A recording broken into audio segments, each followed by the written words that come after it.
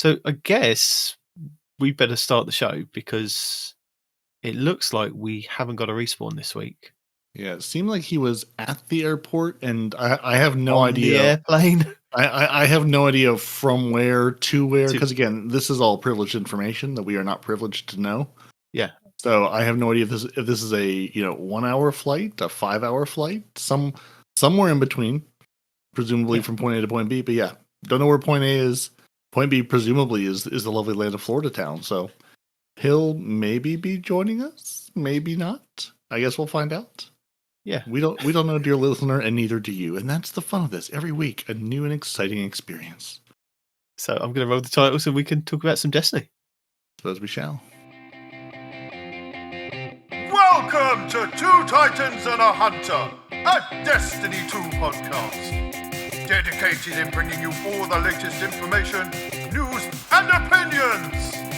This is the best show for new and veteran Guardians alike, where we share tips, tricks, and tools to help you succeed and enjoy playing even more. So with all that said, let me hand you over to your hosts, the Triumph Hunting Titan Nitedemon, the pink-panted pansy Peroty, and your Hunter Master Ranger, Mr. No One Respawns in Real Life! So, yeah, welcome to the show. I'm here with Peroty, and I'm Nitedemon, and we have no Mr. No One Respawns in Real Life, as he's flying somewhere, or flying from somewhere, or he's just sitting in an airport somewhere, just contemplating life. Maybe that's what he's doing. I think he just likes the peace and quiet of an airplane. He just likes to board an airplane and just sort of sit there and relax and say, it's quiet here, nobody can get to me, except the 70,000 other people I'm sardined in here with. But besides that, it's lovely. I can just sit here and have a nice time. So, who knows? But he's not here, so we can make up stories about him. That's the fun. Yeah, and he's not going to listen, so we can make up wild stories about him.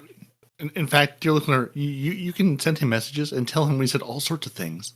He's not going to know, nor is he going to listen to check. And that's the beauty of this whole crime. It's the perfect crime. Or even if he does check, we can just say that we cut it out. So yeah. Victimless, fun. Because he doesn't even know if we're doing a stream. We could be doing a stream, and for all he knows, yeah. Not that we are. We could have taken up. We could have taken up the mantle of streaming since somebody won't. I did consider it. I thought, shall I try and then I thought no, because I've got all those other issues with internet. So I've just got the laptop working properly this week. Let's really tempt fate. Yeah. So did you play any Destiny this week? Have you managed to catch up with everything towards the end of the season? Have you got your large pile of bright dust from doing all your challenges? Because I know that was a big contention with the people that I was playing with this week. Some people weren't bothered, Noble. Some people were bothered, me and Blue. What about you? I have not had. I think I have played nothing this week. Not even no Destiny. I've just played nothing. Period. Full stop. This week. Oh, I am planning to get on a little bit today and at least spend the rest of my bento tokens. Like I dutifully got on. I dutifully got on and bought my Adept Pulse rifle and the Cataphract. Yeah. And I was like, I don't really know what else I really want out of this, so I just kind of let the rest of them sit there. So I was like, I at least need to spend those. I'm not gonna let something that the Drifter gave me go to waste. I mean, come on, who do you think I am? So at least I spend those. But honestly, I looked at all the things I had to do 2 weeks ago, and it's just like there's simply no way I'm ever going to get anywhere near this. Yeah, I probably need another 15 things. Even with them changing, I thought of you lovingly as they changed the Nightfall. To say, hey, it's our last thing in the Scorn, so we're going to change the Nightfall. We're going to auto-complete Rift because that's just not working for people. So I didn't look to see if Rift was up, or they're just like, I just saw something. It's not progressing like we wanted to. So here, the runner score one, we're just going to auto-complete that for everybody and call it good. It's like, well, of course you are, because that's what you should do anyway if you're going to let the whole season go by and just never have it available again. Yeah, I think it was available. It must have been week 3 or 4, which was the Rift one. Maybe even before that. Yeah, it was up super early because I played a couple of I played a match or two, but then I realized I had to actually score. I actually had to dunk the ball, and I was like, okay, because I was like, this is not a. You say that, but you can just play the game, and I think I played one game this week of the 3v3 Rift, and I got 1 point out of 50 for losing. Okay. We didn't touch it. We didn't touch the spark. My team we just couldn't catch. The guy who was just so fast on the opposite team. I got 1 point, and then I was like, oh, this is going to be hard. And then I think I got halfway through. I think I got 25 points at one point, where I'd actually managed to get the spark and dunk it. And I was like, that is like a 1 in a billion chance, because everybody needs these points. And it seems to be more on kind of, you need to grab the spark, and everybody's fighting to grab this spark. I know that's the object of the game. Yeah, but more so than usual, everyone's competing for that same thing. And now that you remind me, that was my problem. Yeah, because I played a couple of games and looked, and I had like 2 of 50 or 3 of 50, and I was like, I don't have the time now to really devote to this to make any headway. I was like, I'll do it another week. And then there was just never another week. Yeah. I mean, it came up every like 4 or 5 weeks. And it was from week 2 Spark Defender. So yeah, it was like, it was one of those things, like every time it came around, I was thinking, I've got to do that before Trials pops up. And I said to the guys yesterday when we were playing, I said, I need to go and do the Spark Defender thing before Trials pops up. And that's when Blue said to me, it's been auto-completed. I was like, really? I've got halfway through that. And it was like, oh yeah. So what happened with the Nightfall? Because that also confused me, because I was quite happy this week with playing the Nightfall because it was the corrupted version. And I was thinking, there was a couple of challenges that said go into the Nightfalls, or no, not go into the Nightfalls. It was Vanguard or Gambit, and get Void kills on Scorn, Stasis kills on Scorn, and something else on Scorn. I can't remember the other thing. There was 3 different elements, and they were for different weeks. So say week 6 was Void, week 8 was the Stasis, and then week 9 was another element that you had to go into the Vanguard or the Gambit and get these kills. And then with like the Corrupted being up this week, I thought, that's brilliant. If I put it on the non-match made version of the Nightfall, I can then bypass that whole area of the Corrupted and go round to the Blind Well. And it's a Scorn week this week. So I was doing that for most of the kills and getting quite, good bit of loot and having fun just kind of killing Scorn with those things. And then when I logged in yesterday morning, it was like, this is now birthplace to the Vile. What happened? Where's the communication? Why have I not got a blurb on the screen explaining anything? And I thought, I'll ask Peroty. He'll know. So what happened? Because nobody was there to hand write a bespoke message into the game itself. Well, Destiny 2 team day before yesterday, January 30th, 7:01 p.m. UTC said, to close out our Scorn-themed episode, the feature Nightfall has been changed to Birthplace of the Vile. Slay some Scorn, finish up some seasonal challenges, earn some glaives. The archetype is getting buffed, and prep for Heresy. Yeah, I mean, it made more sense to make it a Scorn 1 or there, and I think it's only by pure fluke that the Blind Well was Scorn this week as well. So otherwise, you only have like that initial opening bit where there's about 6 to 8 Scorn fighting the Taken, and then that's it. The rest of it is kind of Taken throughout there, and I'm like, this is going to go slow because I was trying to do one of the challenges that said you had to play the Nightfalls, and you get a Nightfall weapon, and if you play it on the lowest tier, you have to do 4, and I was like, the Corrupted 4 times, and I did it, and I was like, this is just going really slow. Yeah, I did it, but I'm not happy about it. Yeah, so it seemed to just be, hey, you need this. We want to do this. Here it is. It didn't seem to be related to any other issues. I should say, I didn't see any official communications about, hey, this is busted or this is broken. It was just, hey, this is Scorn themed. Do some Scorn things. You need Scorn kills. We need Scorn kills. Enjoy your Scorn kills. Yeah. But that's what I've been doing this week. And when I was like looking at some of the challenges that I kind of missed, and I was like, why with the Rift, I don't understand why you have to just kind of get it. It's based on that point system, and you have to have touched the spark or maybe shot the spark runner.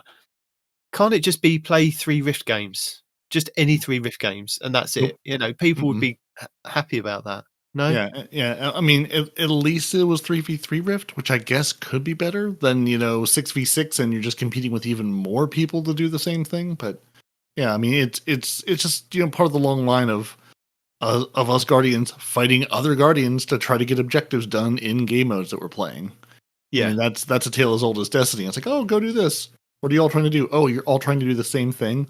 So maybe again, like if you can get two people together and take turns to go, okay, this time we'll try to do it. This time you try to do it, and then if you don't get matched up against that super good team of going, oh, they're here, and they've sword skated or whatever, and they've gotten to the rift and the spark before we even get there, and we don't even get to see it. Yeah, I mean the one on week 7 wasn't too bad for the Scorn. It was getting rapidly deal final blows to Scorn in Gambit or Vanguard Ops, and it was only 20. But then the rest of them were like, I think it was getting the kills with seasonal weapons or shotgun or something. with the subclasses. Oh, okay, yeah. I'm saying this like I did any of this because I was this whole episode act whatever. I was just like I'm just not. I did have Blue and Noble drag me through the harder version of the Kel's Fall thing, so I could go do my shotgun bit. So they were fighting and I was running around going, no, Esoteric's video says it's over here. Why can't I find it? Me running around going, okay, nope, okay, I found that. I found those 3. Let's move on to the next room. Okay, found those 3. On to the next room. So I got it done. It's here. I haven't yet to recraft the weapon now, but it's a thing I have, so I can add it to my collection of beautiful void flavored things for the next. I'm just gonna say season. They're seasons. Let's just give up the seasonal act nonsense. No. It's you can episodes. You can tell me whatever it is. But it goes back to seasons, which it should do. Well, you're giving me seasonal weapons that I've got from a past season, so therefore it's a season. You can't tell me otherwise. Yeah, so week 14 was the one that had the defeat Scorn with void damage in Gambit or Vanguard Ops, which was called Dark Shadows. So week 14, seeing as we've only got, it was 17 weeks of this season, it's like, so we've left that one to kind of the end, and I don't think we had many Scorn in the Nightfalls. I could have been wrong. At that latter end, I think we had the Battlegrounds Behemoth, which was on Nessus, which doesn't have Scorn in. Although, I mean, you can go into Vanguard Ops or Gambit, and I know Blue found an issue in Gambit because he said he kept loading into Gambit and he was getting everything but Scorn as the enemies. And Vanguard Ops, again, you take that lottery of I'm just going to be sitting in the Vanguard Ops to kind of go round and round. The good thing is, though, you didn't have to fight your fellow players. It all kind of counted. So if somebody else on your team was doing this, it was doing like the Void, and somebody else was doing the Stasis, these were kind of going up. The only bad thing is you had to get 400 kills. And I'm guessing that was for the Stasis one as well. And I'm like, whoa. So that's why it was taking so long. Yeah, and you left some of these is just I wonder like why you put these in later seasons. Like do you look at these rotations and not say, hey, you need 400 kills. Let players get this over the course of 8 or 9 weeks. Don't say, hey, you've got 3 weeks left. Better go grind your face off for this. It's like, no, like you're just giving away break dust. It's not end game loot. I mean, exotics are easier to acquire than break dust for this stuff. Yeah, I mean, by this point in the season, it's like I've done 1,000 of these, and like when it's like go play the new activity. Yeah, I've done 300 hours of not 300 hours, but I've done so much of this. I've got 50 runs of this completed. I don't want to do another 30 to get this thing done. Like let me have work. Let me have accrued. Simplify it so as that, I've been playing it.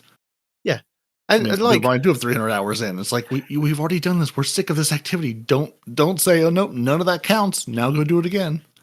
Like, I think that's the issue. I think if it all counted, I don't think you would mind carrying on and playing regardless. I think it's the fact that you get a challenge that says, well, we'll reward you with this large pile of bright dust, but you've now got to go back in and just redo everything you've kind of been doing for that first half. Yeah. And I mean, week 4 you've already done doesn't count. Week 4 of the challenges, complete a Nightfall strike on Grandmaster. Okay, I did that the first week, and then literally, I think it's about 5 weeks later, it goes, oh, go back in and play the Nightfalls. I'm like, well, look, surely that triumph says I've already done the Nightfalls and I've done it on the highest difficulty. Can you not auto-complete that one that says, like, do it a couple more times to get a Nightfall weapon? I can't remember which week it is at the moment. But it's like... Yeah, but at least that's a good example of, put the GM one in week 4. So if you don't run a lot of GMs or never run GMs, you've got some time to, either do some LFG or meet up with your buddies and make a plan to go do it. Don't say, don't throw it in the last week or two and go, hey, go run the super hard activity. Hope you have an hour or a couple hours to kill trying to get this done. And I know Noble's over there going, oh, it doesn't take a couple of hours. It can, Yeah. Depending who's running it and how many you've run and who you're running it with. It's like, yeah, it can take you a while to struggle through. And I don't mean to call Noble out specifically. I just know he's done a ton of these. So again, if you've got a group who knows what they're doing and can, drag you along with them, that's great. But if it's three of you going, we don't really do these, well, I don't really know how to do these. Or if you're LFG and going, hey, we all need this thing done. Let's see if we can get it done. At least you've got some time to get it done. And it's not right at the end of the season. It's just, I don't know. Yeah, I really looked at the list of the season, and there's just so many. I was just like, I'm not going to even try, because I do this every time. I say I'm not going to do this, and then I spend the last like 7 to 10 days, sitting on the throne world doing activities, or running through the EDZ, going, hey, I haven't been here in 1,000 years. Let's see what these guys are up to, trying to do some trivial thing that I've likely already done, but not in the order that they wanted me to. And I was just like, I'm just not. I'm not putting myself through that stress. Heresy will be here soon, and we'll do something new, or reprised, or something. Yeah. It was week 14, which was Darkest Nightfall, where you have to complete 4 Nightfalls. And it says complete any Nightfall on advanced difficulty or higher. Bonus progress is granted for completing Nightfalls above advanced difficulty. So if I've done it in week 4 up to week 14, and it's logged that, you should see, auto-complete. Some of them autocomplete, when they detect that you've done Fortress 1, 2, 3, 4, and 5 of the actual missions of the story. Mm-hmm. Right. Yeah, yeah. It's like I understand it's a looter shooter, and I understand you want me to grind this out, but there's just some things that don't, we talk about respecting the player's time, and this is just one of those where it just doesn't feel you're respecting my time that I've played this game by going, yeah, you've done all this, but no, you haven't. We don't believe that we should count this participation in these activities, because that was before the arbitrary date we've set. So yeah, that's what I've been doing this past week, is just finishing those up. I think I had about 14 to do, but it was all kind of minor ones that I knew that had to kind of take up some time to go and do, like go and do patrols on the Cosmodrome, or do the ones on was it else, the Neomuna and things like that. And when I was on Neomuna, I thought, I'll swap over to my hunter, because my hunter still hasn't finished doing all his strand stuff. So I was getting strand kills and doing strand events to kind of get more strand to go visit the puka pool. So my hunter now, I think, is 100% stranded out. I think my warlock is missing a few fragments, so I still need to do a few more grindy bits on that. So, but it doesn't sound like next season's going to be strandified. It sounds a bit more crackly and blue and lightnified. Yeah, lightnified, and then with some void bits thrown in. So, Yeah, we had a few void bits this season. Yeah. But new void bits. They gave the hunters a new void kit. They gave everybody else Arc and said, go play Arc, or just stay on Arc if that's where you've been. So did you manage to see the live stream this week? I did. I watched the lovely live stream. Were you happy with what they presented? Honestly, I watched it, and as I'm sitting here now on the Saturday going, what did I watch? What did they show me? Really, my brain is sort of remembers the last thing they showed and not really anything else. Because it was kind of just like, okay, we're going to reprise some stuff. We're going to give you this. We have a coil-like experience. We've got the whole roguelite.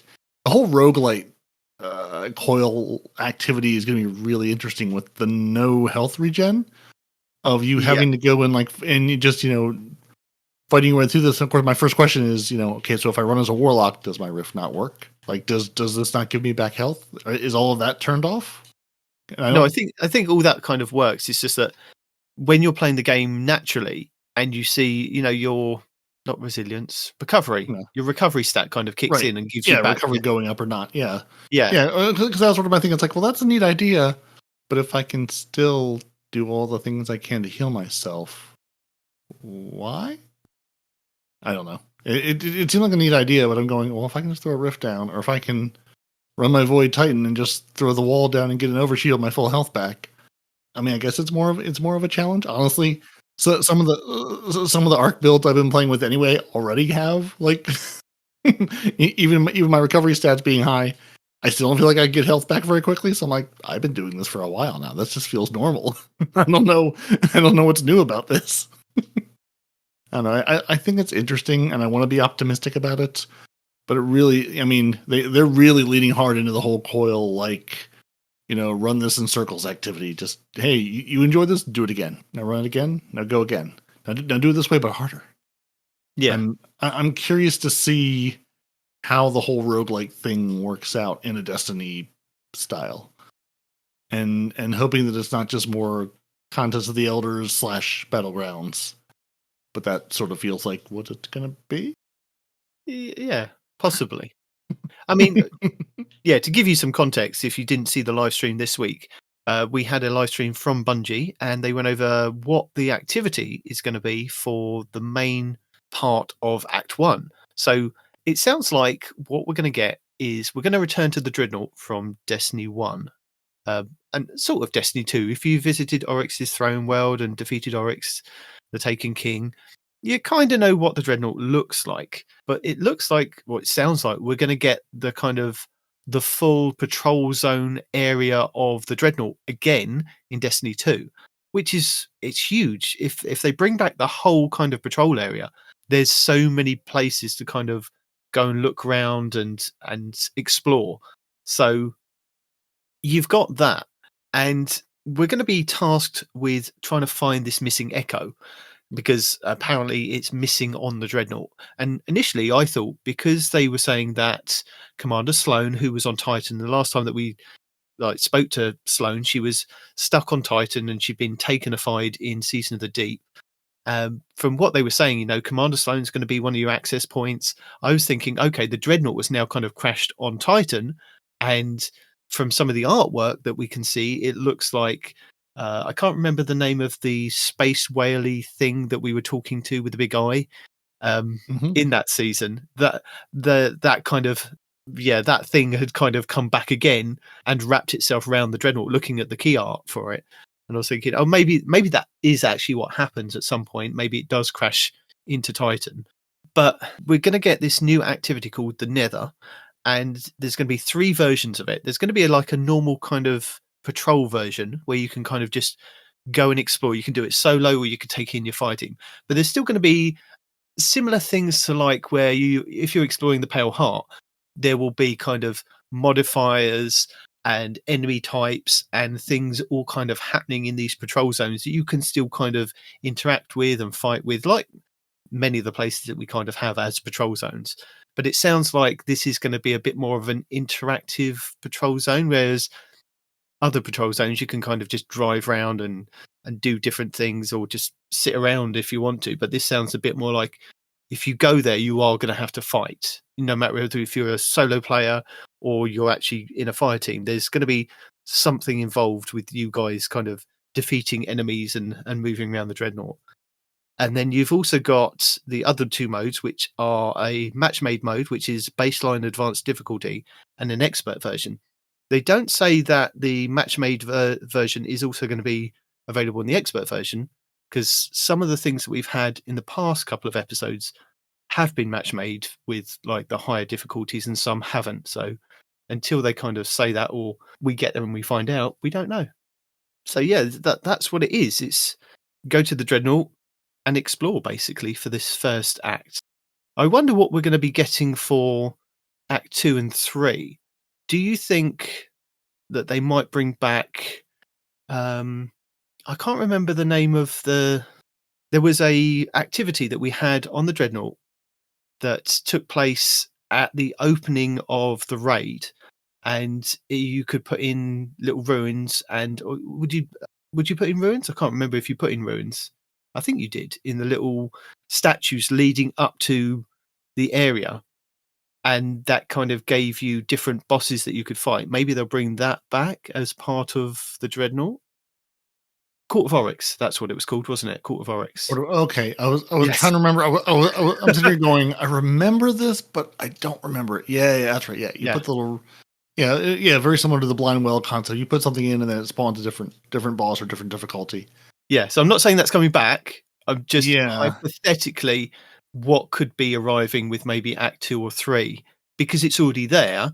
and it's already, that we go there at the start of the raid, so it's in the database. So they could possibly bring that back and have different bosses. And it's such a small area to fight in. It's very tiny, but Yeah, I guess it's, are we getting the full Dreadnought experience, or just part of it? And I guess we'll see how much they bring it back, and we'll see where it kind of takes us. And also in the key art, which they did kind of reference in the live stream, in the key art you see a ghostly Oryx figure. So we've defeated him. We've also kind of pushed back some of the Hive that are trying to resurrect him in the dungeon, which is the Deep Dungeon. I can't remember the name of the Deep. What's the name? Ghost of the Deep. Ghost of the Deep, that's the one. Ghost of the Deep dungeon, where we kind of are fighting around his corpse. But there seems to be a ghostly Oryx figure in the key art, and they kind of did allude to that he is back in some way, which is interesting. I mean, is he back, or is it Ziva Arath kind of projecting that? Are we getting that? Nobody's mentioned anything about Ziva, but I'm guessing because it's more of a Hive and Taken season episode, that we would be getting maybe some story beats with Ziva Arath and Oryx and Savathun. So possibly. Yep. But in this nether, there's going to be kind of random and varied encounters, as they say, with different events and different objectives to take place and take part in. And you're going to find unique modifiers, stackable buffs called boons that increase your power over time. And they come in minor, major, and corrupted versions. And they can be hidden in chests and urn throughout the Dreadnought. And in the live stream, they did kind of show us kind of battling through certain areas and picking up some of the boons. And they went through what some of the boons do. And some of them apparently do have negative connotations on your builds and things like that. And as Peroty was saying, that they've said that the ammo is going to be scarce and your health isn't going to regenerate. So you're going to have to make sure that you're kind of building into this with your team. So, maybe people go in like one's an orb generator, one's an ammo generator, one's like a health, the healer for the team. So that's where you're kind of getting that roguelike kind of vibe from, isn't it? Is that you're going to have to have a team that can kind of cope with whatever's thrown at you, kind of thing. Yeah, or just lay onto your primary weapon and go, this is what I have. I'll just eventually take down whatever's there. I will use all the ammo you have given me over and over. Or you can just be a Void Hunter and you'll do all three. There you go. Oh, there he is. He's here. We did speculate whether we would have airport respawn. Say hi to everybody. Hi, say hi everybody. to the listeners. Long-time listener, first-time caller. Just wanted to say I love the show. Big fan of the Hunter. He's also kind of a D-bag, so I have mixed feelings. Titans are definitely biased in their ways, and I just wanted to say I love the show, and I hope the best for all you guys. Oh, thank you. So have you just dropped in to listen to what the live stream was and our recap for it? Well, initially I was, but this is kind of a quiet airport, so maybe I can get lucky and be here. I not have to mute a whole lot. Okay. Did you manage to watch the live stream? Honestly, I didn't even know there was one. I've been real busy this work, so I didn't hardly know anything. I jumped on long enough to see the updates in Destiny, check out the Eververse, and then that's all I've done in 2 weeks. Well, that's all Bungie. Ideally, that's all Bungie wants you to do. Just go to Eververse and buy things and log back off. Problem solved. Yeah, well, yeah, because I saw everybody posting about Star Wars, and I had thought that was like now, because again, I've been busy. Yeah. And you're so like, there's no way I'm missing that. Right? Yep. I wanted to be the black stormtrooper, and then it wasn't even there. I'm like, well, that was disappointing. But yeah, so what you were talking about earlier, as far as that goes, with the new weapons that are coming out and all the void verbs that are happening, one Void Hunter can do everything except heal the team. He can kill a bunch of ads. He can weaken all the ads. He can generate orbs like a son of a biscuit. He can heal himself. The only thing he can't do is like heal the team. But he can make the team invisible a lot. So, one Void Hunter this coming season can do a lot for this, what you call roguelike game mode. So I don't know how the Titans work. I'm pretty sure you guys can like strap grenades onto a bunch of things. Can that heal you? Your overshield heals you, right? So don't you have an exotic that when you get an overshield, it also heals you with some nonsense, or I don't know, stuff like that. So, and then warlocks just heal in general with 9,000, different buddies they have. So, yeah, I don't think it's going to be as difficult as you made it out to be. Is basically my long and short of it, because a lot of our classes is like a one-man show. They can heal, they can generate ammo, they can generate orbs, they can do all kinds of stuff on their own, right? So you don't really need a team composition per se, unless you just have one idiot hunter that just comes in and just wants to do DPS, which is completely fair. But even with that though, with let's say the arc build, for example, right? You can come in and just throw a bunch of butterflies, and even though I'm not technically healing, I am giving overshields and I'm blinding all the enemies. So if they're blind, they can't shoot you, and if they get blown up, they can't do anything. So I mean, there's so many different builds to handle this roguelike scenario. I don't think it's going to be that big a deal, honestly. We got so many so many builds that we can handle pretty much anything that gets thrown at us nowadays. Yeah, that's what I'm curious about, because they made a point of this, limited health and limited ammo and limited this, and I'm going, but we're so overpowered at this point. And yeah, to your point, we can do everything. I guess I'm just sort of curious, is the roguelite thing going to work in Destiny? Like, again, given that we're a little more powerful than your standard rogue, I'm curious. I'm curious to play with it, but I'm not I don't know. I'm not super excited by it. I'm not sure if you understand what the term roguelike means, Peroty. Well, explain it to me. Explain it to me like I'm 5.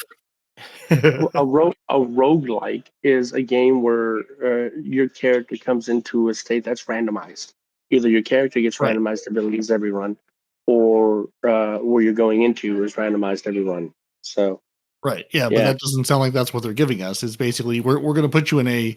It basically sounds like we're going to apply a random set of modifiers and things to you, and you have to fight against them. But it's not like you're going to say, oh, we're going to take take my super away, or say you don't get to use your class ability. Then maybe now you're cooking with something. But if it's just if it's just I'm going to walk into a Nightfall with a different set of modifiers every time or every level, I mean that's the Vanguard experience that has been bugged for the last couple of weeks. So I mean we have a lot of really strong primary exotics, right? I mean a lot of strong primary exotics. So ammo's not a factor. Right. I mean just legendary primary weapons anyway. There's plenty of stuff out there that if I sell the unlimited primary ammo, I'm not too worried about the other two. Like, maybe it'll take me longer to burn something down, unless they put a timer on it, in which case you just don't do that, because I'm checked all the way out at that point. But I'm like, it doesn't. I mean, like, I understand the roguelite idea, but I just don't see how that's going to apply well in Destiny. I guess it's kind of where I'm coming from. Like I understand the randomness of it, but it's like I just don't. I don't see how that works.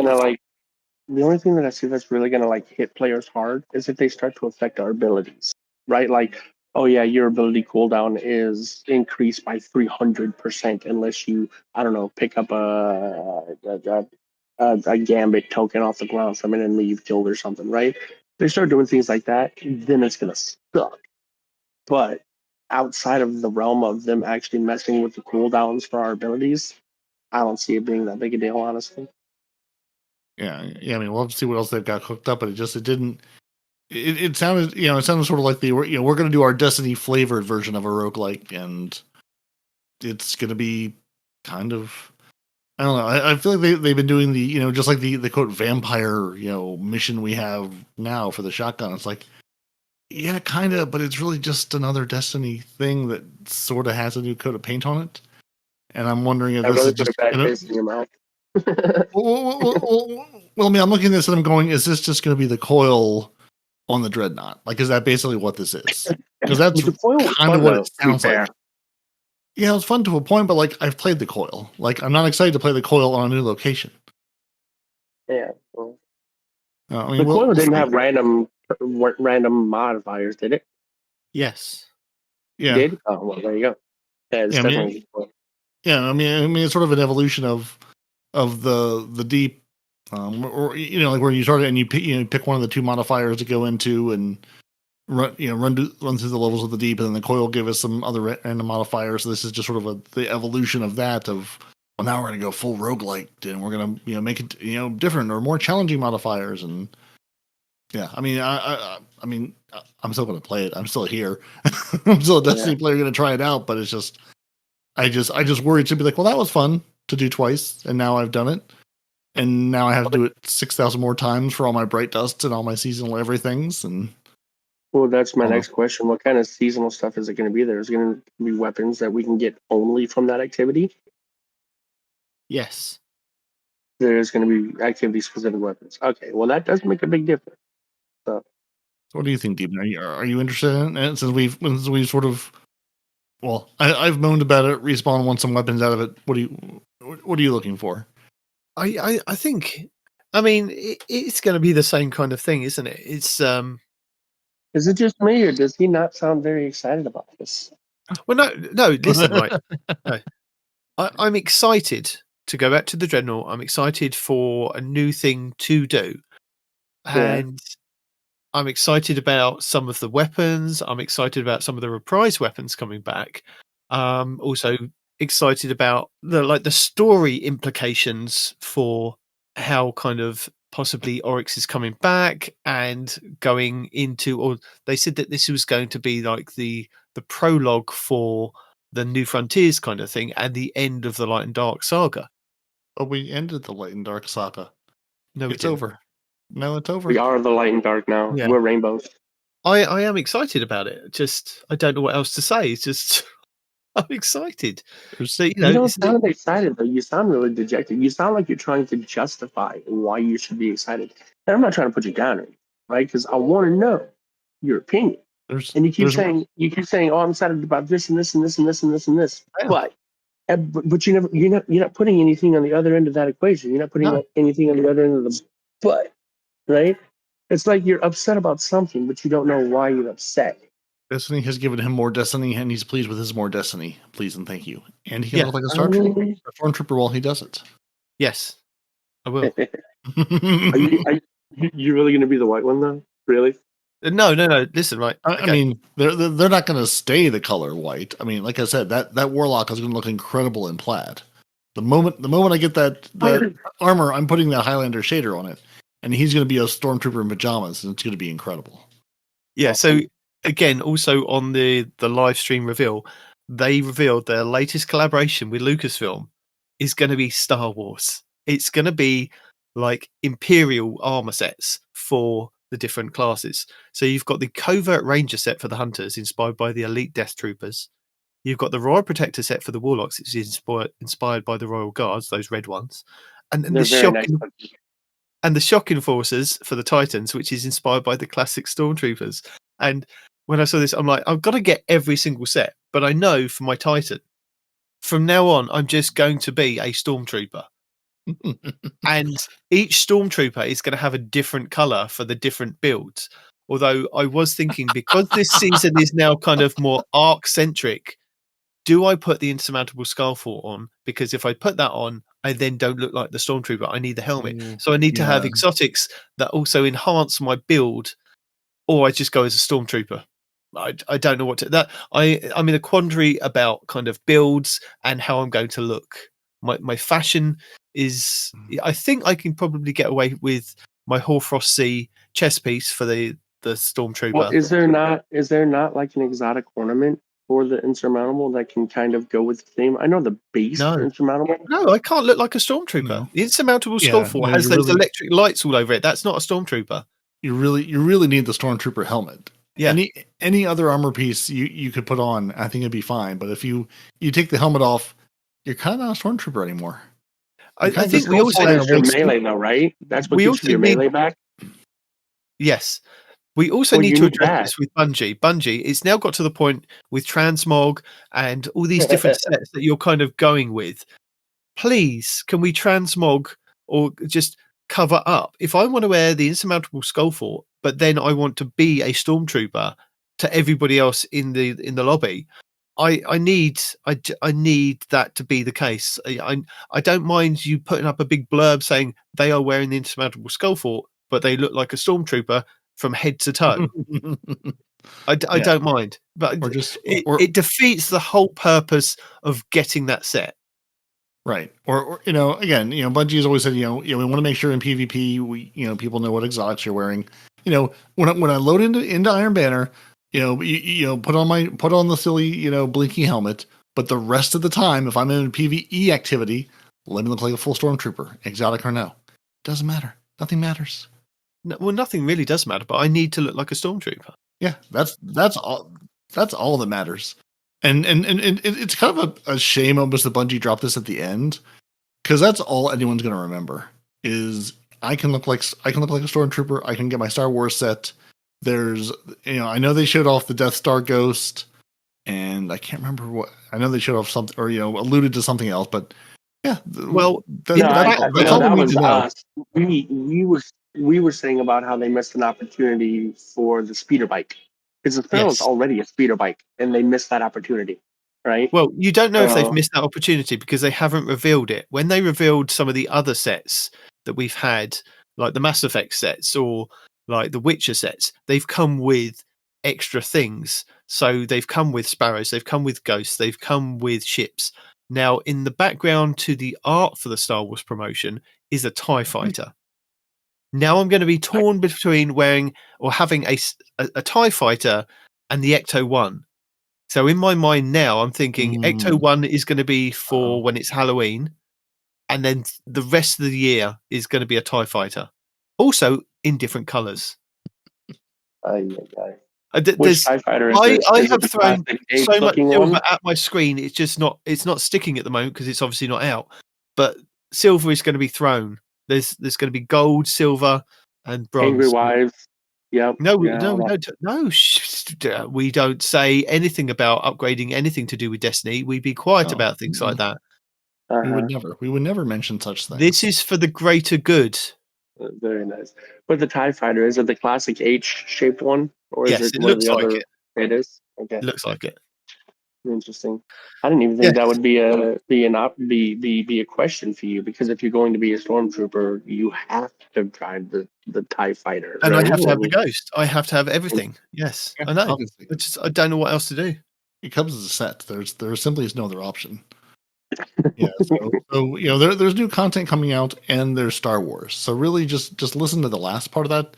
If you take nothing else away from this, Star Wars.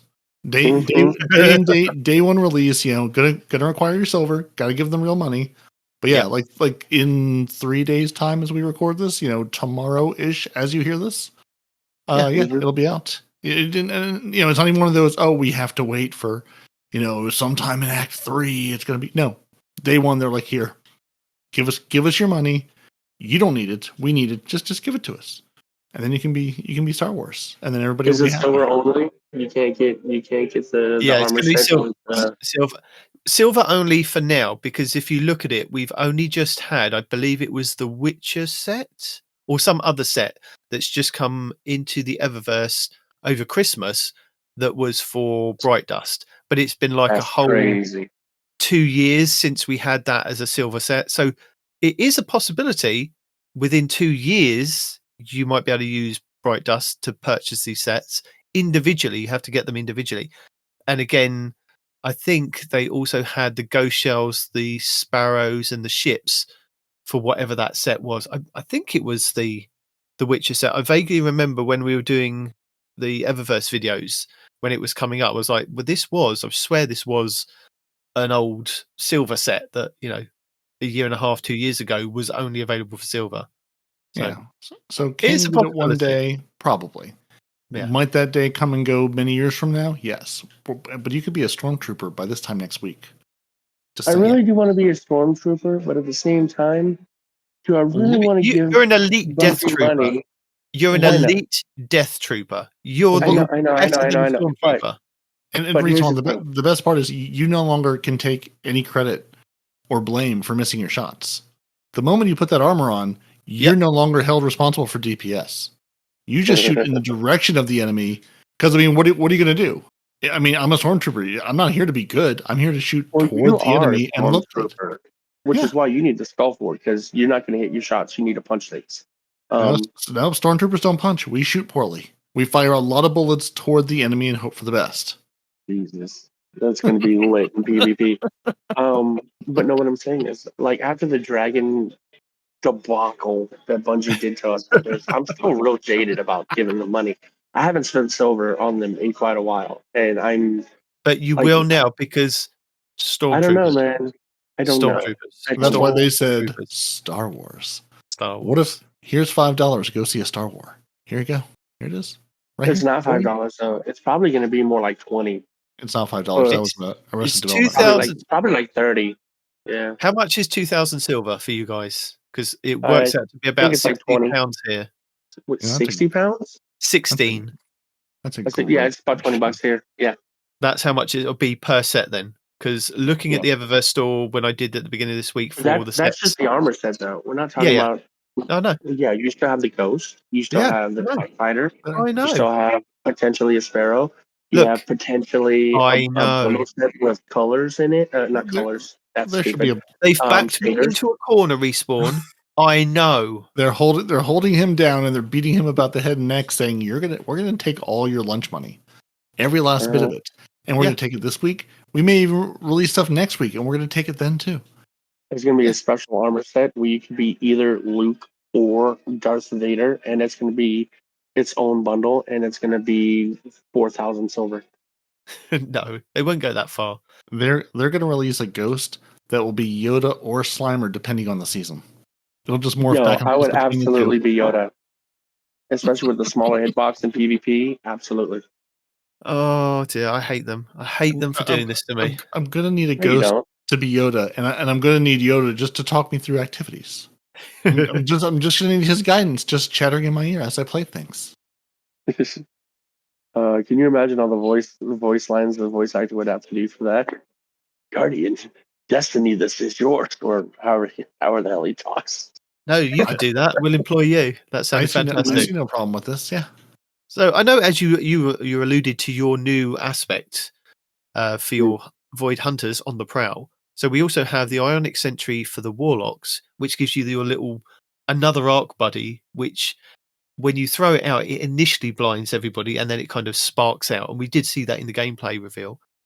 And then we have for the Arc Titans, the Storm's Keep, which is tied to your barricade, which gives you, it gives you the ionic traces and things like that, and you can charge it up. And there's so many wonderful things. They did go through it on stream, and I didn't write it all down. I just wrote the names down because I thought, there is a stream. Yeah, that was when we talked about last week, because it's like you throw your barricade down, and then you shoot things, and then lightning bolts come from the sky. Yep. So if you like lightning, now you can get more lightning, which is good because you're going to be missing all your shots because you can no longer hit things as a stormtrooper. Well, that's why it's good that we have that new exotic, which is a trace AOE, because it's just a laser beam. You can just sweep across the field. No need to aim. Just sweep the laser beam across the field. And then there was ammo trace cycle. So, Demon, did you enjoy the Zello Supercell review? Did you like how they did that? Yeah. I'm sorry, what? Fantastic. You're lying. Part of the part of the Vault of Glass for prize weaponry. They were like, "Yeah, we're just going to give you the Zello Supercell because it's an arc season, and that's what we're going to do." Our chat would have exploded if that was real. Y'all are messing. No, they wouldn't. You've seen our chat. They're very Donnie knows reserved. Yeah. No, I'm looking this up. I don't believe you. We would never lie to you. No, never. You're absolutely lying. Bungie makes good dragon capes, and we would never lie to you. Yeah. But we do have a couple of exotics that they revealed or exotic weapons that they revealed. So we have the Arc Exotic Trace Rifle, the Lodestar, which is going to be available on the Season Pass, and the new Strand Exotic SMG, the Barrow Dyad, which they that looks cool. Didn't want to reveal how you get, which is a circular weapon of bones. Yeah. It's a chakram or chakram. It's Vena's weapon that is also a submachine gun, is what it is. It looks interesting, is what it does. And with that, we're going to preference now, because it was followed up, I believe, on Twitter or X or wherever. I did see this, that there is not going to be exotic armor pieces available next season. There's not going to be you get your standard 1, 2, and 3 for each class. No, not next season. What episode? Sorry, that's it. You've just got to just deal with it. Yeah, I mean, honestly, we have a lot of exotics, so I'm not really too concerned about the exotic armor. I am looking forward to you say these this, but then exotic halfway through you'll go, I really want something new and exciting. Not really, because look, we've been using the same exotics for seasons and seasons, and in some cases years and years. The only new exotic that I've jumped onto armor wise is the butterfly gauntlets, right? Yeah, That's it. with your grenade launcher, yeah. Not my grenade launcher. Oh yeah, the grenade launcher. Yeah, you're right. Yeah. But yeah, that's it, dude. You gave me exotic class items. I haven't taken those off since you gave them to us. True, I guess that counts too. They just don't come off. I mean, and by that you basically give us 1/countless new exotics, and yeah, I just haven't taken those off. So they're like, oh yeah, no new exotic. I'm like, I haven't really played with the last 2 or 3 you gave us, and I'm sure they're looking and going, yeah, no one's really played with a bunch of these new ones you gave us, either because they were weird or we just forgot they existed entirely. And if you look at the hunter, the last 2 exotics we got were both chess pieces, I believe, right? And they were both meh. Now the one where like when you jump in the air and I do my class item and I get what do you call it? Damage resistance based on the number of people I hit. It's fun in niche circumstances, very niche circumstances.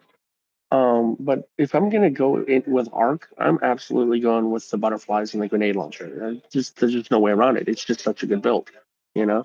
So I mean, exotic armor has been pretty meh lately.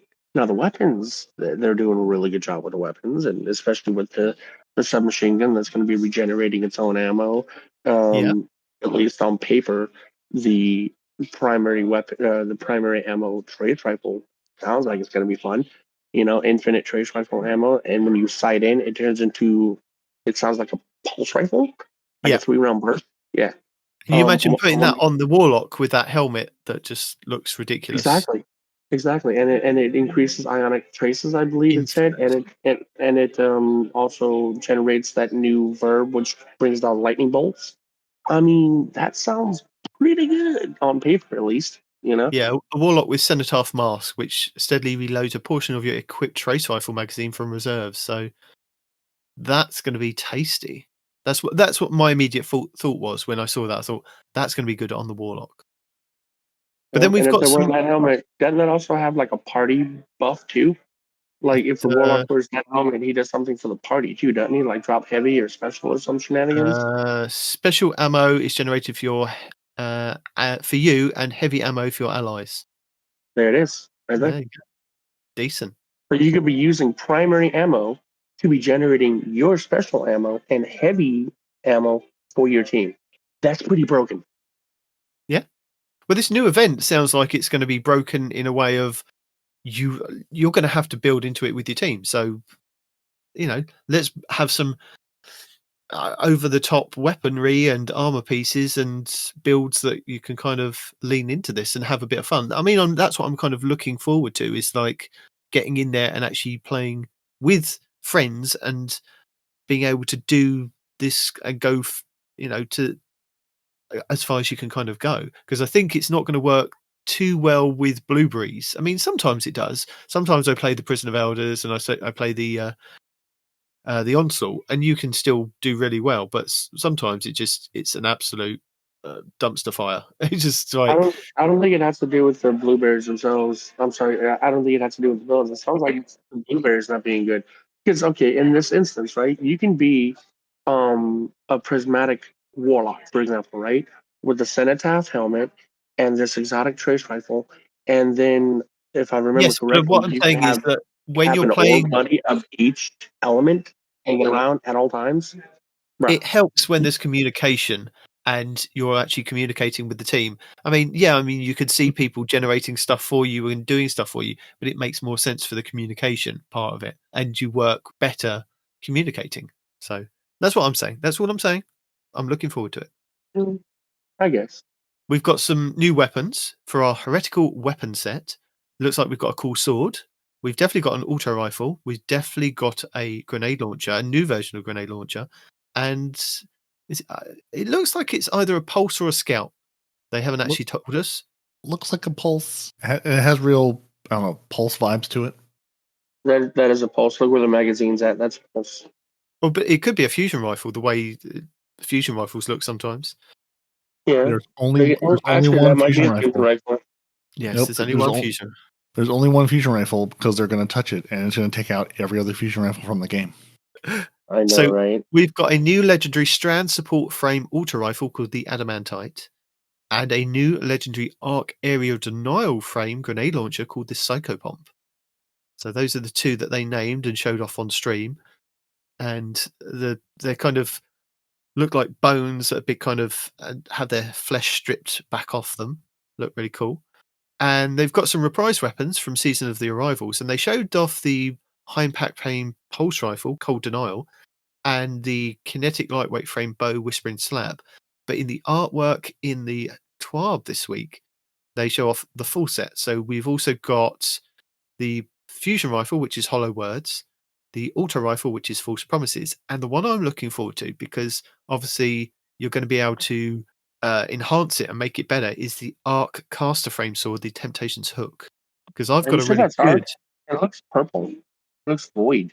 No, it's definitely Arc. It's the Temptation's Hook, and it is the kind of brother to the Solar Scar from like Trials, and I can't remember the other one that's very similar to it. That's the Void Caster one.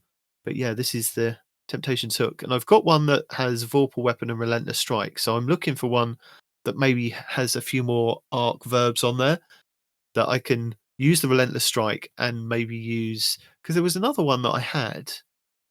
Maybe I've got a different one. Maybe I've got two that had something else on there that's when you hit them, it had the arc verbs on there. Well, he's looking for that. We also have the reprised vault of class weapons coming back, which is good because it looks like they're going to be craftable now, which I don't believe they were before. Correct me if I'm wrong. I don't think they were craftable before. You could only go into the raid and try for good rolls, right? It was the only Destiny 2 raid remaining with no craftable weapons. So yes. So I was right. Okay, yeah, okay. So we got all the classics coming back. I know you expect me to name them off, but I'm not gonna because names aren't important and my memory's crap. There's the long shooty one, there's the short shooty one, there's the fast shooty one, there's the hand cannon shooty one, and there's the kapow one. They're all there. Yeah, all your favorites. Honestly, the scout rifle and the hand cannon are probably going to be the best ones. Of course, they start talking now. Will you mute? So I was looking for possibly having like chain reaction on there or volt shot on that sword, on the Temptation's Hook, because I think that would do better than the Vorpal. Chain reaction would be fun. Yeah. I mean, volt shot would be very fun because I put the electricity on, I just haven't taken it off. Well, that's what I'm thinking. I'm still thinking with this new activity, I'm still thinking because we need people that can kind of keep the team alive or keep their health up. So I'm thinking I don't really want to go in there with a arc build. I want to go in there with my strand build, with my strongholds, and still have a sword. So I'm thinking I've got this really cool sword, but if I can get a better one and enhance it and make it better, which is what hopefully this season is going to happen, so then I can get a better Temptation's Hook as my heavy. Possibly run the Risk Runner, even though that didn't kind of get a glow up with any of the exotics. It's still going to work really well because from what I can remember, not really. It only matters if they're hitting you with arc that it works really well. Not if you're using arc. No. If I'm using it, it also still works really well. But if you're running the Risk Runner and you've got that new Titan aspect, the more you put damage on something, then you get the lightning bolts from the sky. Wouldn't that just improve the Risk Runner? Is the Risk Runner getting that verb? No, it's not. But he's talking about the aspects and fragments thing. Yeah, but I'm thinking, but if the Titan itself does, I'm going to stick on Strand because that's the way I'm going to be the person that tries to keep alive and keep the team alive. Even though revive tokens are still going to be a thing in this, I don't want to go down. I want to be the person that's going to, like we do in some of the GMs, like I will walk around with my sword and just be infinitely tanking everything and drawing all the aggro so that you guys can kind of take things out. So that's what I'm thinking. but I still want to use some of the arc weapons to use some of the new verbs and use some of the stuff that we're going to get on our artifact. Right, but you were mentioning Volt Shot on a sword? How does that work? I don't know. Either well are or you just poorly, making things depending. up? Well, no, it's Or a caster is it with sword. Volt Shot? It's a caster sword, so I'm thinking if I Yes, cast a but Volt projectile, Shot works on a reload. You're not reloading a sword. well, it does. It does reload. Yeah, you are. You're reloading a sword like you reload a glaive. We don't ask questions. No, you don't. No, that's no. You're firing another bolt. That's reloading. Nope. You physically have to reload a glaive with a magazine. A sword just always has ammo until it doesn't. Nope, you reload it because when it runs out, you have to reload. That's how you get more. Yeah, I make the rules. I reload after every hit. Goes down. No, there's ammo in it. It goes down. Look, don't you tell me if I can get Volt Shot on it, I'll be really happy. And the same with chain reaction. Hit one thing and they all explode. So we don't know if it comes with Volt Shot. Y'all just made that up. Well, no, that's what I'm saying. I'm looking for something. We don't know what these weapons are going to be coming back with. Oh, okay. That's and the same. I'm just rolling with it. Yeah, I'm assuming his word is gospel. Yeah. And the same with like the Vault of Glass that you mentioned is that they're coming back and they're going to have a reprised perk set as well. So some of them, some of the perks might have gone away that were available. So you might actually have a god roll in your vault that you just want to kind of hang on to, because you will get craftable ones once you unlock the patterns, and there is a new origin perk that they kind of go over it in the stream. So yeah, there's as long as they still have rewind. It's pronounced rewind. That's how I say it. Rewind. Wound. Mm-hmm. You got me saying. Anyway, as long as it still has that perk, that's all I really care about. Because that perk goes so well with so many things, especially on the scout rifle and the hand cannon. Yes. No, yes. The origin trait for the Vault of Glass weapons is called Time Loss Magazine. So final blows with this weapon grant bonus super energy. When your super expires, this weapon's magazine is doubled for a long duration and reloads from reserve. So that's the perk. Cool. That would be even better if it had rewind rounds. Rewind. Mm-hmm. You wascally wabbit, you. Rewind round. That's the name. We don't make it up. That's just what it's called. Mm-hmm. Yeah. So I know we've kind of gone from stream. We've had a look at the This Week in Destiny, or the 12 for the 30th of January, and we're kind of covering both things at the same time. So so the same stuff that we're talking about from the stream was kind of covered in the first half of the 12 this week. So you'll be able to go and look at some of the pictures and go, ooh, like we did. Mm-hmm. Or just watch the stream, because the stream was really good. Yeah. And they'll show you pictures that move with talking and everything. Yeah. And then Star Wars at the end, and then your mind will just be wiped. Like, I just remember there was Star Wars, and that's it. Exactly. So yeah, keep an eye on the Temptations hook. I'm telling you guys, because the arc is going to be the thing for this season, which it's a good thing. It's a great thing, even. Yeah. And I'm trying to look for my notes on this. Oh, artifact. Yes, we did kind of touch on the artifact. So this episode's artifact is the Tablet of Ruin, and the important mods that you need to know, let's face it: Unstoppable Linear Fusion Rifle, and Glaive. And the best one is Anti-Barrier Sidearm. Because if you manage to get a Tinishri's Mastery from the latest Iron Banner, you are sitting pretty if you had a chill clip. I do. I have a chill clip, and the one that makes me reload faster when I jump is my roll. And I got a loose change one, which was different to yours with chill clip. So the Tinishri's Mastery will affect every single champion. Bungie's not going to let that fly. They didn't let it last season. They made sure it wouldn't. It's a legendary weapon. They have to let it fly. I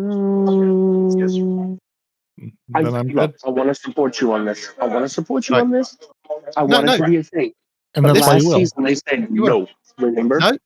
No, but that was on an exotic. So Chill Clip from the Tinishri's Mastery is an all-in-one anti-champion for this season. The anti-barrier sidearm stuns the barrier champions. The slow from Chill Clip stuns overload champions. And the freeze from repeated chill clip stuns unstoppable champions. So there you go. You also can get it on the Salvation's Edge Sniper, which can also roll chill clip if you've got that, if you've done that raid. So Yeah, I don't think I'll be using the sniper rifle against champions.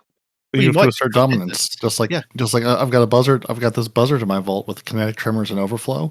Then I'm just going to subdue them with repeated shots to the face. Yes, but that's a sidearm. That's fun.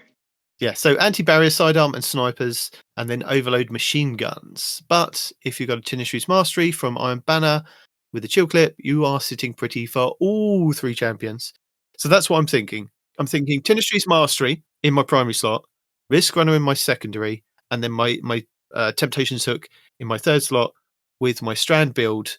I'm going into this new activity already kitted out, and then we've got all the rest of the kind of stuff for like columns 2 and 3. Did you want to go through that, Peroty, for what we're getting on our artifact and stop me talking? I mean, I suppose I know people just can't stand when you talk, so I guess I'll have to listen to me try to read and talk too. Yeah. So they told us all the things we're going to be getting to shoot people with. So column 1, if you hadn't noticed, has unstoppable fusion, and I'm just going to leave it there because that's been talked to death. Also, overload machine guns. Shots from machine guns you're wielding disrupt combatants, stunning them, delaying ability energy regeneration, and exhausting them. Strong against overload champions. Additionally, machine guns are always overcharged when the modifier is active, and exhausted targets deal reduced outgoing damage. So I can shoot you, I can kill you, and I can just exhaust you in the process. Love it. Piercing, column 1 as well. Piercing sidearms. Your equipped sidearms fire shield piercing rounds and stun barrier champions. Additionally, sidearms are always overcharged while the modifier is active. Your anti-barrier sniper, which respawns definitely excited to use. Sniper rifles you're wielding fire shield piercing rounds and stun barrier champions. Additionally, snipers are always overcharged when the modifier is active. And unstoppable glaive.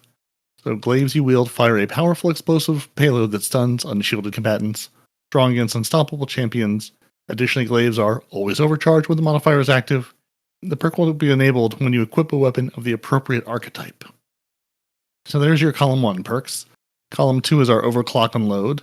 So when you're amplified or have bolt charge, arc weapons gain increased handling and reload speed.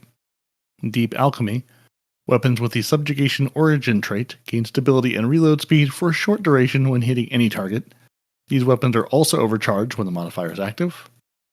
Volatile Marksman. Rapid void weapon precision hits and rapid weapon final blows grant volatile rounds.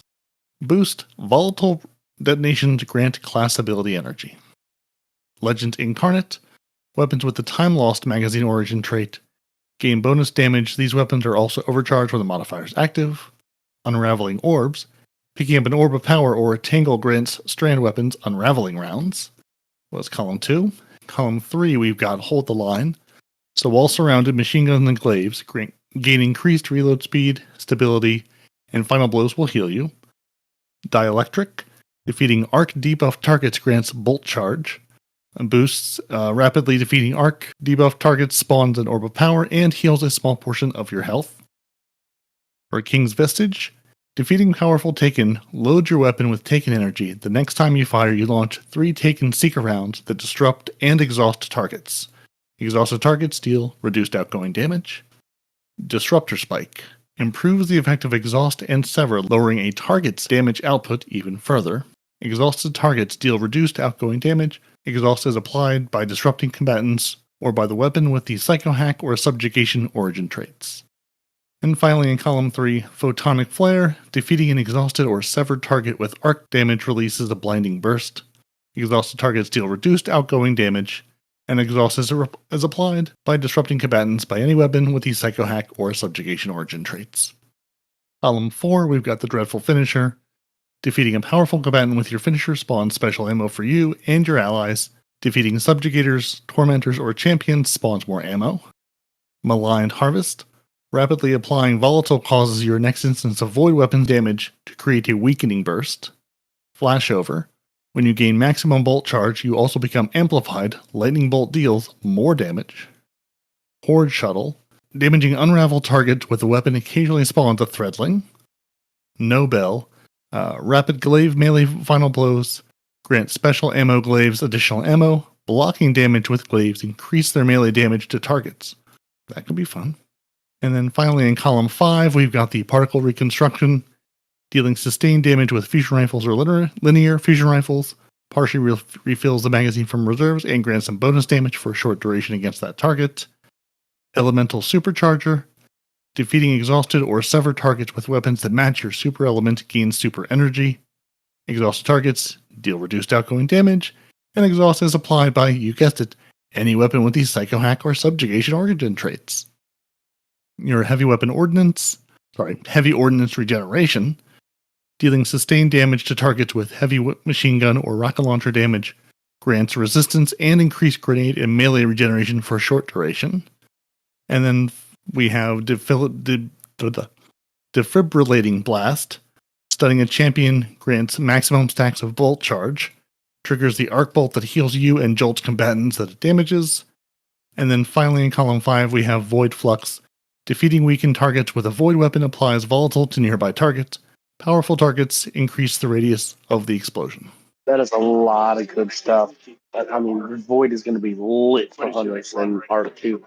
But I don't know if you know. And there's one new mod. There's one that's snuck in at the end. Yep. Ooh. The one new mod. Power of Resolve. Rapid hits with this weapon creates a taker-seeking projectile strong against unstoppable champions. So one more unstoppable perk to throw in there. That's one of their new mods, isn't it, coming to Heresy? So they're also introducing fragile mods, which are only going to be available for a short period of time in the different acts, and that's one of them, the Power of Resolve. Yeah, so that'll be there for the duration of Heresy, I guess. I don't know. I don't know if they said it. They're adding it to the weapons, aren't they? So it'll be a mod on the weapons that you can put on. Yeah, so it's hard to say, is this going to be just around for Act 1 and then break in Act 2, or is it going to be around for all 3 acts of Heresy and then not after that? But yeah, so possibly. Yeah, I mean, I do sort of like the idea of having some more options. I don't know that they're temporary, but at least it's a couple more options here to play with, especially if you're stuck using a weapon type you don't really care about for champions. I'm just glad it's not scout rifles and pulse rifles for the 9th time in a row. That I mean, I don't mind because I've got plenty of those, but it's like, could we use something else, please? Pretty please. I mean, like David said, that sidearm is going to be lit. But I missed something you said because of stupid airport announcer. That mod, is that a weapon mod or is that an artifact? It is a weapon mod. It's a fragile weapon mod. And you can navigate your eligible weapons or episodic weapons that will have that applied. So anything from this episode, you can apply it. When you go to the mod section of your weapons, stick on a backup mag, stick on a targeting mod, stick on stability and things. That's where it's going to be. Okay, but it's only for the seasonal weapons that rate that mod, right? Yes. Right. Yeah, it's only for stuff you're getting in Heresy, and that's what we're not sure about is this fragile for all 3 acts of Heresy, or is it just fragile for Act 1, and then in Act 2 we'll get something different? So it's it's also fragile in that it's time limited, but we don't know exactly how time limited. Is it time limited to get it, or is it time limited to use it? Like if I get the weapon, let's got this mod on it. So that mod will go away even if I keep the weapon. Correct. Yeah. I like that. Yeah. The mod's only going to be available for whatever. That's why they're, this is clearly something they're trying out by calling, with them being fragile mods. You're going to use it for a time, then it'll break because it's fragile. And then, you'll still have the weapon and it'll still have the perks that roll with it. So like, if you get a really good rolled weapon, it'll still be that same good roll. It just won't have this additional this additional mod that you can put onto it. I hear what you're saying. I'm not sure if I'm a fan of the mods going away with the seasonal artifact. Doesn't sound fun. Yeah. For shizzle. Okay, well that's the thing. What I was saying earlier is I don't know if you guys know what it is because I don't know what it is, but there's a Titan glaive build, very specifically Titan, where Micah does bonkers damage with glaives. He rocks like an all glaive build. He's got a heavy glaive and a special glaive, and he just does bonkers damage, and he can't be killed, right? So I don't know the build or the setup for that. I'm gonna see if I can't get it from him this weekend, and I'll post it in the chat. But with all these glaive mods on the seasonal artifact, it's going to make that Titan build even better. So you'll have an unstoppable Sword Titan and now an unstoppable Glaive Titan. Unstoppable meaning can't be killed, not the champions, right? So, wow. So, I mean, that's kind of cool. And yeah, I'll do what I can to get the build for Micah for you guys so we can post it in the chat. Because I don't even begin to know how to make this, but he does nutty damage with it. Absolutely disgusting. And he can't be build killed. we had shared in the past, but I do not remember how long ago. It sounds very familiar, and I know we've talked about it, but I have no idea how many weeks ago it was, or if it was a Plunder the Booty build or somebody else. But yeah, I don't know. And Glaive's got a boost, so, or got a buff, so Glaive will be even more Glavey. If you like hitting things with sticks, now's the time. Piece of sticks. So next is Dungeon Race again. Yeah, Dungeon Race. Yeah, it's nigh. Isn't that what I said?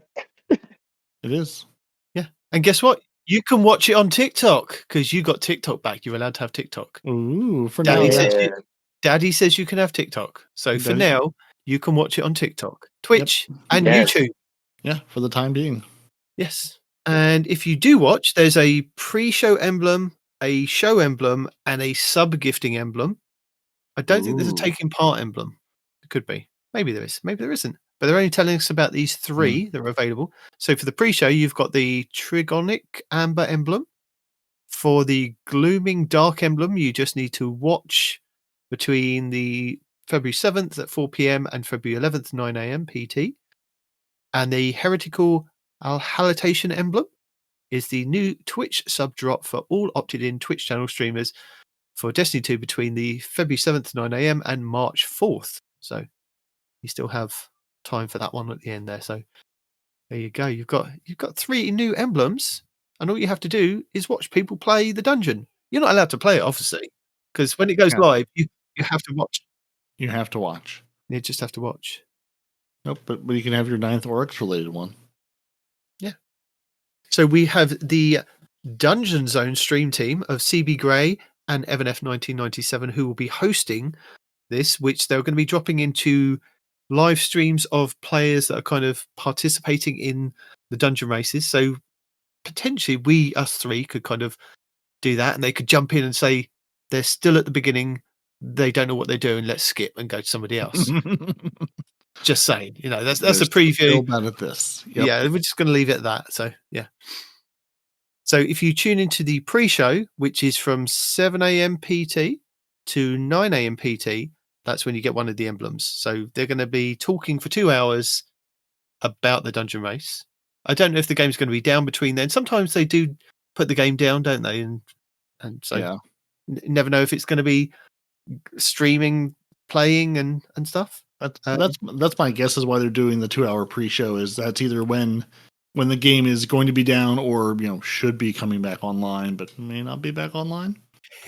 Yeah. So we'll just keep you entertained. Yeah. Trophies for the victors. So there are 3 trophies, and for the winning team, just one team will get their first ever dungeon race trophy. And there you go. And apparently it's going to make sense once you delve into the pyramid. Gold swirly. Trophy looks like candy. Looks like a hard candy. Gold swirly. I had one of those in high school. Did you? Yeah, I did. Didn't even have to play a dungeon or anything for it. Just got it for free. Yeah. It wasn't fun though. And then we have a little bit more of bad news. If you weren't already upset about not having the armor sets this season or this episode, we've got some voiceover updates that are going to might upset you, or you might not even care, because if you have the volume turned down like Respawn, you're probably just reading the subtitles, and if you didn't have the subtitles on, you're going to be forced to have the subtitles on, because in Heresy, due to some of the SAG-AFTRA strikes, some of the voice lines will be silent in game. So that's funny. People will be talking, but not talking. So there will be subtitles to tell you that somebody said something, but you won't be able to hear it. By SAG, you mean like the Screen Actors Guild? That SAG? Yeah, SAG-AFTRA. Yeah. Yeah, there's a massive strike with video game voice actors for the same reason there were for TV movie actors. So yeah, no voicey if you don't pay people for their work. So you can customize your options for subtitles with the help of the accessibility and general visibility of the narrative content. You can alter their size, color, background, and show speaker's name. And so there you go. They're going to turn it on. You can turn it off. Do with that information as you will. But let's just support the actors and the voice actors, because the AI thing, not good. Nobody works for free. No. And we have Fireteam Finder mobile updates. Ooh. They've updated, so presumably it'll work better on mobile now. On February 4th, right alongside Destiny 2 Heresy, they're going to release the updated Fireteam Finder experience for the Destiny 2 companion mobile apps. So that's the app on your phone versus the website.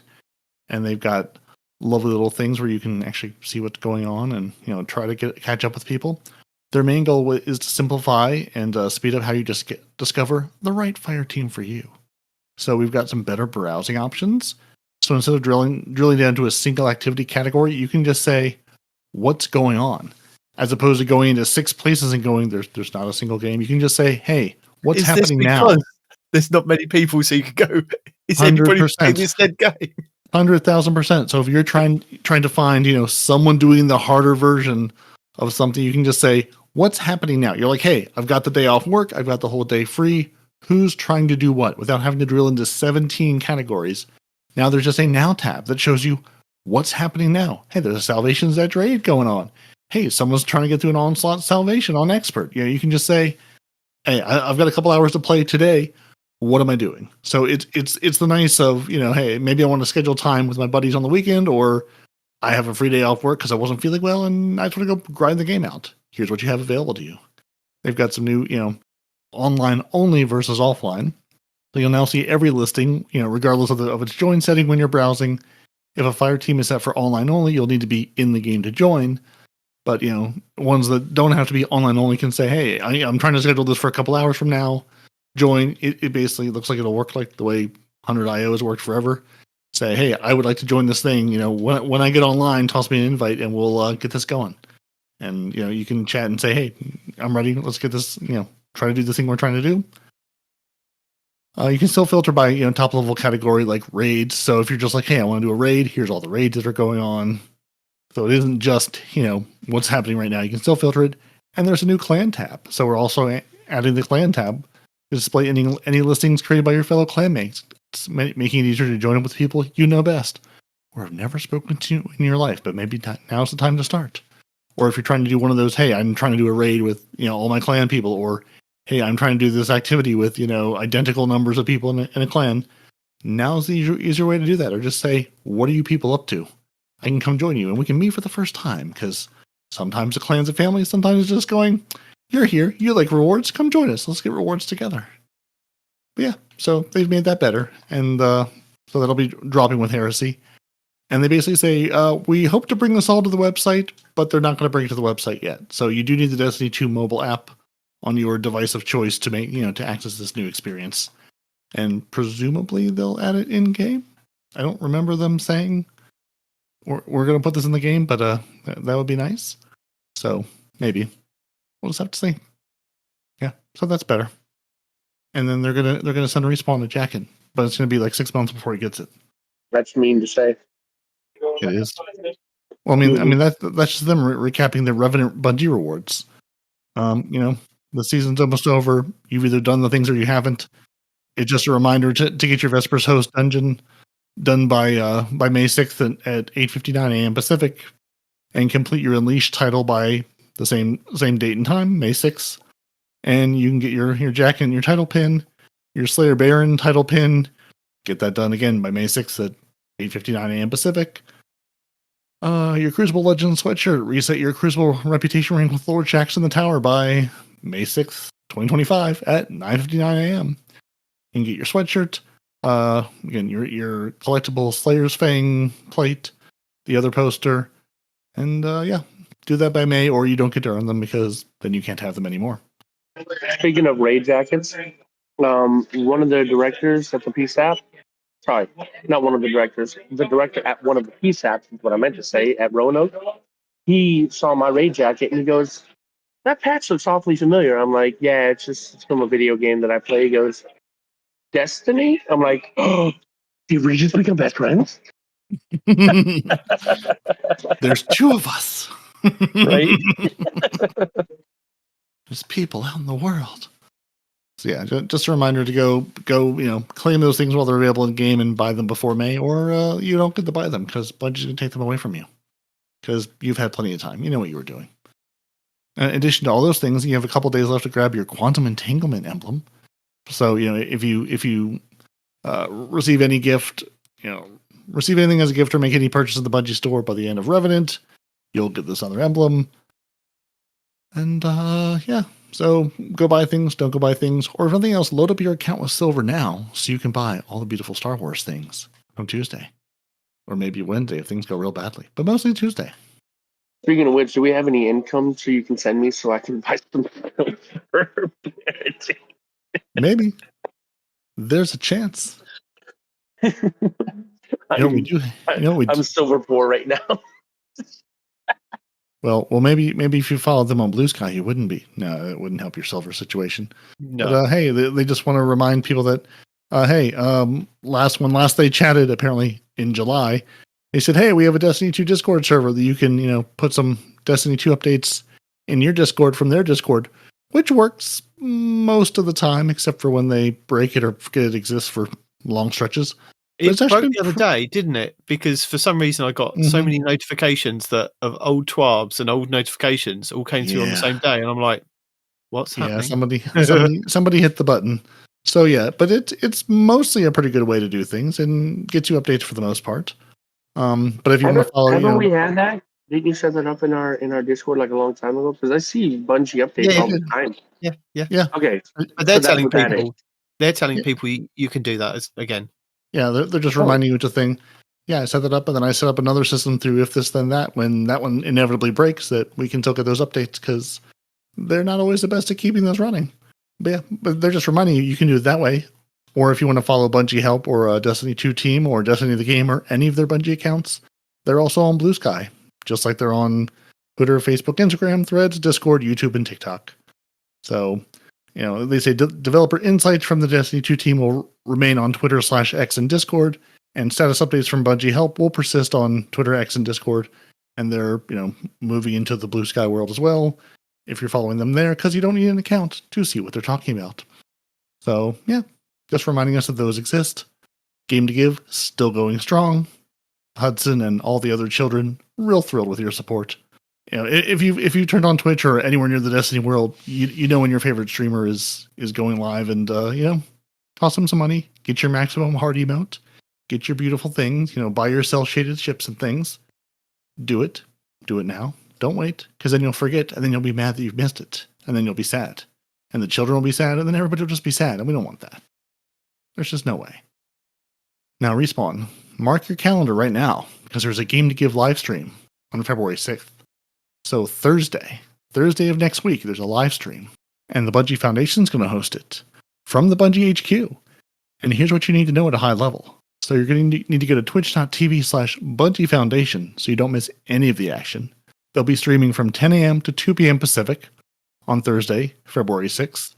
Catch some of your favorite Destiny 2 streamers and have a dungeon crawling good time.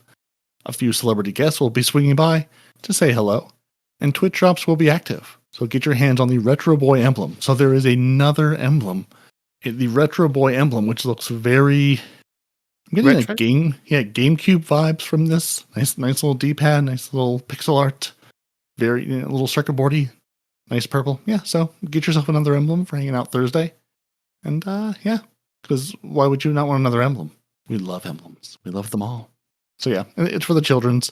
And once the children's have everything they need, then probably all the other terrible things going on in the world. Yeah. Now, are you in a place where you can tell us all about our lovely fashion feedback? Or should Nitedemon or I read this so he doesn't have to edit out half of it with airport reports? I guess that answers your question. And that answers that. So we have one more round, Nitedemon, of Destiny 2 fashion feedback. Okay. So we've got a theme of the Scarab Shell Mercenary. So armor with a rugged chitin exoskeleton featuring elements of beetles and scarabs, silken wraps, curved hip-stowed blades, such as Chris or Kukri, Yep. Patchwork scavenge items from lapis lazuli trinkets. That just says Trials of Osiris to me. All of Crease that or is kukri. Crease or kukri are types of knives. A crease is a type of knife, and a kukri is a type of knife. Yeah, they're So- they're hip-stowed blades. this I just says imagine you wear them on Trials the to hip. me. Mhm. It just screams Trials. Just put that in Trials. All of that in Trials. We want Yeah. Mercenary, Hunter, Warlock, and Titan. Yes, please, and thank you. Anything except that stupid cat. Well, No, you're what about street artist? Bleak urban wear blended with tactical stealth armor, bomber jacket with dayglow spray paint, belt or bandolier featuring the tools of their trade. I Which mean, is either spray paint or SMGs. I'm not sure which. the bomber jacket doesn't quite match the theme, but okay. Bomber jacket, spray paint, bright colors, loud noises. I mean, yeah, but when I think bomber jacket, I think of like bomber jacket, aviator glasses, the pilot or police kind of look, not a street artist kind of look, whatever. I guess we also have the bioengineered behemoth, which is a bulky bioorganic armor, bulging plates that reveal unnatural muscle structure, integrated breathing apparatus, and 2 chemical infusions, potentially spore particles or corrosive ergor. Now, the particle effects on this armor alone I'm gonna make it sound badass. You get a breathing effect and particle effects, dude. What? That sounds dope. That's how they're going to separate the new generation consoles from the old. They're going to say we're going to add more particle effects, so you have to upgrade at this point. Yeah, and the integrated breathing app. Oh no, the breathing apparatus. I was thinking it was like gonna breathe. It would show you breathing in and out, but no, that's just the apparatus. No, it is That's gonna actually have part of the spore Star particles. Wars set. It's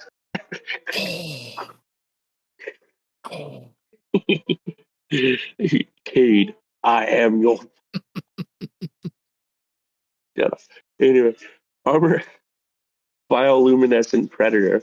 Armor inspired by deep sea creatures that glow in the dark. These sets could feature dark, sleek designs with pulsating, glowing spots in bright neon colors like blue, green, and purple, mimicking the natural light emitted by deep ocean organisms. There's a lot of red in the deep ocean, believe it or not. So I'm surprised they left that out. There's like a lot of red in the deep ocean because most creatures down there are blind to red light. So they use red light as a form of light-based camouflage. It's crazy.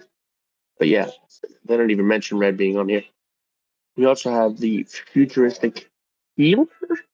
Question mark? Armor designed for support roles with medical holograms, integrated diagnostic tools, and healing nanobots.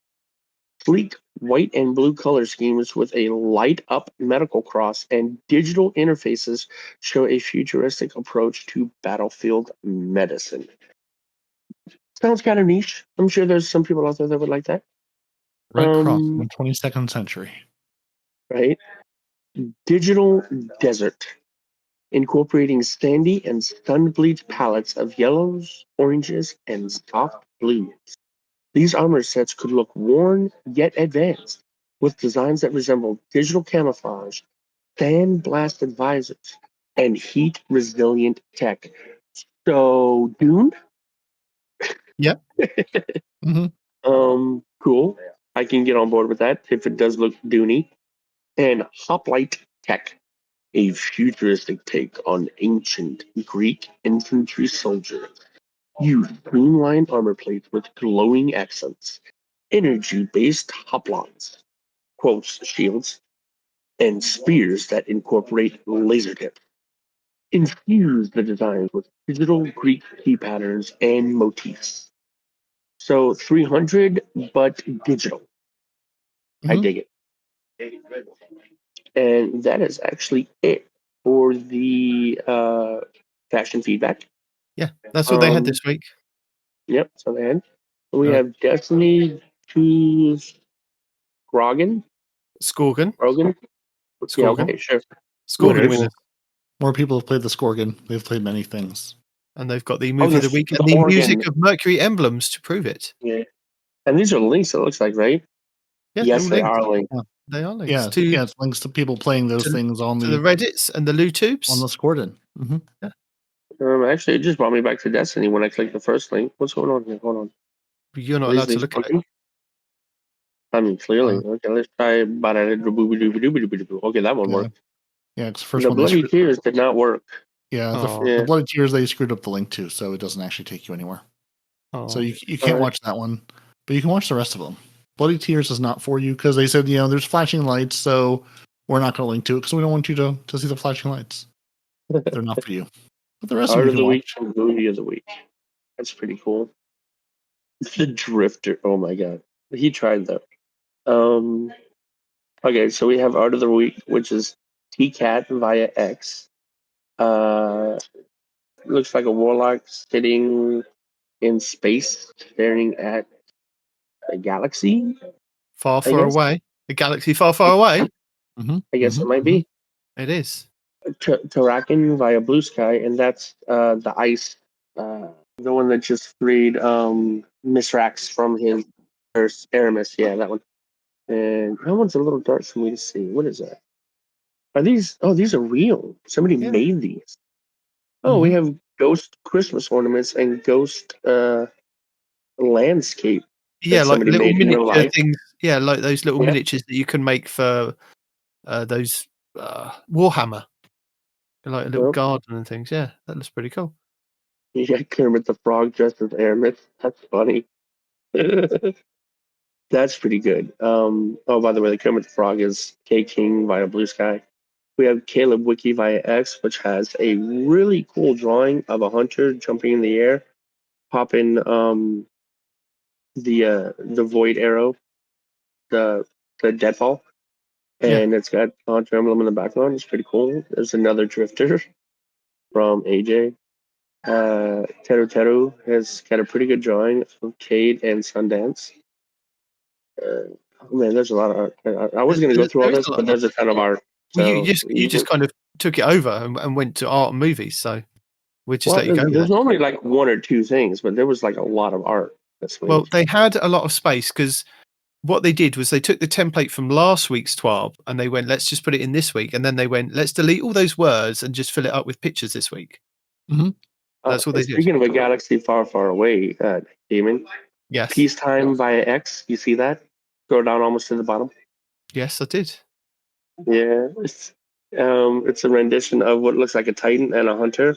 Titan's got a blue sword, which I guess is supposed to be a blue lightsaber, and the Hunter's got a red sword. Yeah, it looks like the half truth, isn't it? Yeah. Which is I wish we could get them red though. We can't get them red. It comes in blue and purple flavors, but yeah, that's pretty cool. It looks like a Star Wars type of fight scene going with the theme, I guess. It's taken from the last one. Rise of Skywalker. I'll take your word for it. Yeah. And then the movie of the week is Super Duper Bowl. Is that time of year again? Everyone ready for the match of the century. The Vanguardians, led by Zavala, are known by their defensive strats, but one thing is clear. In the sports that Shaq's Crucible always finds a way to break the lines and score. Who will win this time, and who are you cheering for? It's a movie of the week. Some PvP shenanigans between two different teams. It's pretty funny to watch. Well, before we go and before we finish the 12 and things, can we tell them about the Bungie shenanigans in the player support report? Well, I say we tell them. Do we have one? Tells them. Yeah. No, we can't. Okay. Respawn said no one needs to know about the monolithic memento update. No one. I should have read it. Golly. No one's interested. No. Respawn says you don't get to know that with the episode of Heresy on February 4th, they're implementing a fix for the monolithic memento for the Salvation's Edge. In doing so, they'll also be changing how they're awarded. So the Salvation's Edge and Garden of Salvation memento acquisition has been changed to the following. So a hard wipe completions are no longer required, only a full clear. Guaranteed drop on the first clear if it has never been acquired, with a chance to drop after subsequent full clears. So you're going to get one. If you've done it a bunch of times, you're going to get one the first time you do it, and then you can get more, eventually over time. There is a weekly class lockout, farmable when featured in the rotator. In Master Mode, full clears follow the same rules, however, they're farmable at times with no lockout. So, farm it on Master, get one if you haven't done it. And this was Bungie's, they sort of mentioned it last week when people were saying, hey, could you add these to the bento boxes since it's been months and we still can't get one? Well, this is the, hey, go run it again and you're guaranteed to get one. And a memento has also been added for Vault of Glass along with the, all the refreshed things following the same rules. And players who have completed Salvation's Edge prior to the 8.2.0 update will be receiving an in-game message letting them know they're eligible to pick up the memento at the Cryptarch. So if you've done it, if you've completed the raid already and should have gotten a memento, go to the Cryptarch. He's got one just there, ready to hand you for all your hard work. Now that's what they have done. We do have a couple of known issues. Your Slayer's Fangs, it's stunning overload champions as intended, but still not preventing them from healing, which is still unintended. Some major fieldwork dialogues are incorrectly being used at the end of some of the missions, but if you're not playing with sound, you'll never know. A couple things for Vesper's Host, which really these are just evergreen at this point. So all for Vesper's Host, sometimes the final boss doesn't spawn and players are forced to wipe to restart the encounter. Some players cannot complete Step 7 of the Rogue Network quest as they cannot interact with or open the second secret chest. Players are still unable to complete Step 6 of the Rogue Network quest, and they may have already completed the puzzle, just claim the collectible. And finally, players cannot dunk the nuclear core if the bunker of the Corrupted Puppeteer's white mechanic starts when the core drops. So those are just evergreen bugs at this point that they've told us every single week. And one thing that they haven't told us anywhere in any of the official things is there's a fix coming for the stag.